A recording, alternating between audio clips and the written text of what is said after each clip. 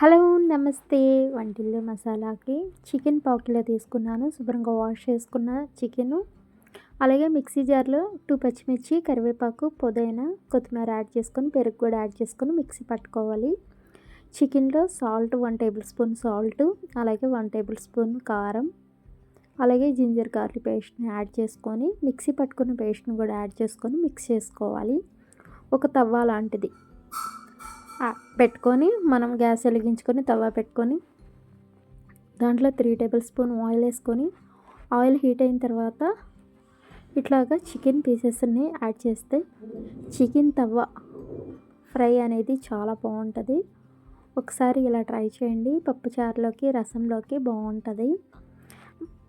ఇలాగ చేసుకున్న తర్వాత దానికి కాంబినేషన్గా పప్పుచారులో తింటాం కాబట్టి బాగుంటుంది. ఒట్టిగానైనా తినేయచ్చు. కొంచెం కరివేపాకు, పచ్చిమిర్చిని యాడ్ చేసుకున్నాను. తర్వాత మిక్స్ చేసుకొని ఆనియన్, లెమన్ యాడ్ చేసుకొని తింటే చాలా బాగుంటుంది. ఈ లోపల నేను ఈ వీడియో తీసుకునే లోపల మా వాళ్ళు అంతా లాగిచ్చేసారు. కొంచెం క్లిప్పింగ్ అనేది షూట్ చేశాను. Thank you.